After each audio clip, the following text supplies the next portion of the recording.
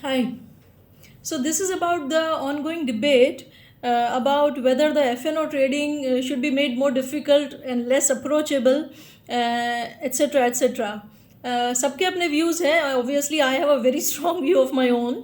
मेरा ये मानना है कि किसी भी रेगुलेटर का या इवन गवर्नमेंट का रोल किसी चीज़ को रेगुलेट करने में डेफिनेटली होता है, और वहाँ पे कोई भी चीज़ हैंकी पैंकी नहीं हो वो देखने में ज़रूर होता है. But there is no role as such which sounds और बिहेव्स लाइक पेरेंटिंग. आप इन्वेस्टर्स को पेरेंट नहीं कर सकते regarding what they should do और what they should not do. And वैसे तो देखा जाए तो पिछले एक हफ्ते में बहुत सारी जगह पे बहुत सारे न्यूज़ में आया है कि कितने सारे लोग की डेथ हो गई इधर उधर रील बनाते हुए फॉर इंस्टाग्राम. वाटरफॉल वगैरह जैसी जगह के आजू बाजू रील बनाते टाइम ध्यान नहीं रहा और डेथ हो गई. तो क्या आप रील बनाना बैन कर दोगे? इंस्टाग्राम बैन कर दोगे? वेल, इंटरनेट फैसिलिटीज़ जब से आई है तब से बहुत सारे यंगस्टर्स बहुत छोटी उम्र में बहुत सी सारी ऐसी चीज़ें भी सर्व करते हैं जो उनके लिए उनकी एज के हिसाब से सही नहीं है. तो क्या आप इंटरनेट को भी बैन कर दोगे? वेल, बहुत सारे हाई स्पीड बाइक्स वगैरह ऐसे भी है कंट्री में जिनको कई सारे टीनेजर्स इतने रैशली चलाते हैं तो उससे एक्सीडेंट्स भी होते हैं. तो क्या आप बाइक्स भी बैन कर दोगे? सिगरेट स्मोकिंग, उसके ऊपर टैक्स साल ब साल इंक्रीज़ किया जाता है गवर्नमेंट की तरफ से, और उसके बाद भी number of cigarette smokers keep on going higher and higher. तो क्या आप सिगरेट मैन्युफैक्चरिंग पे ही बैन लगा दोगे? इंडस्ट्री बंद कर दोगे? यही बात है. किसी बंदे ने अगर अनड्यू रिस्क लिया है तो वो उसकी अपनी पर्सनल चॉइस है जो उसको समझ के लेनी चाहिए, जिसके लिए all that he requires is some understanding of the market. तो क्यों ना फोकस एजुकेशन पे किया जाए? क्यों नहीं एक सर्टिफिकेशन होता है जो करने के बाद ही आपको ऑप्शंस में या फ्यूचर्स में काम करने की परमिशन मिले?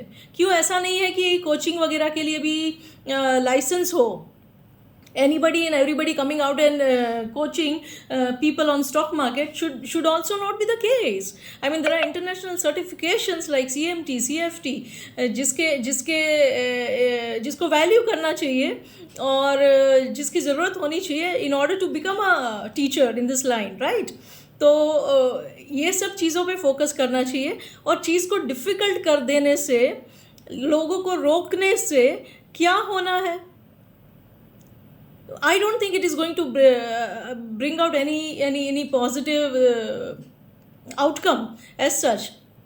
जो प्रॉब्लम है वो ये है कि लोग रिस्क को समझते नहीं है, मनी मैनेजमेंट को समझते नहीं है, ट्रेड मैनेजमेंट को समझते नहीं है. तो उन चीज़ों पे थोड़ा एजुकेशन की तो बात कर लो भाई. कम से कम एक बार ये भी तो बोल दो कि रिस्क लेने में कोई प्रॉब्लम नहीं है. रिस्क तो घर से बाहर निकलते हैं उसी टाइम ले लेते हैं हम. घर के अंदर भी बड़े बड़े रिस्क है भाई. यू नेवर नो कब छत पे से पंखा आपके ऊपर गिर जाए. तो क्या हम हर चीज़ यूज़ करना बंद कर देंगे क्या? रिस्क को समझने और अंडरस्टैंड करने की ज़रूरत है, so that you know what you are doing and you know where you are going. You take calculated risk only which is within your level of absorption and toleration.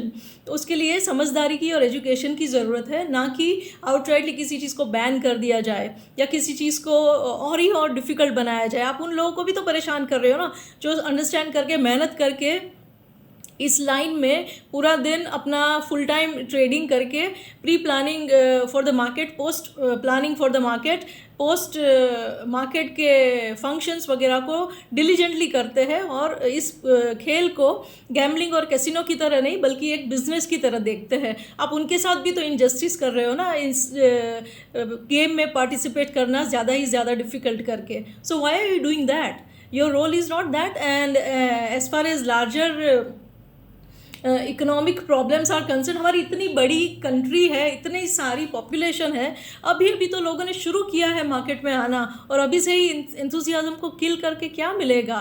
I mean, अगर F&O ही ख़राब है तो F&O लाए क्यों है? इतने सारे जो मंथली ऑप्शंस के बाद वीकली ऑप्शंस को लाए क्यों हो? लाए हैं लेकिन करने नहीं देंगे, करना डिफ़िकल्ट कर देंगे. ये कहाँ की बात हुई? मेरी समझ में नहीं आती ये बात.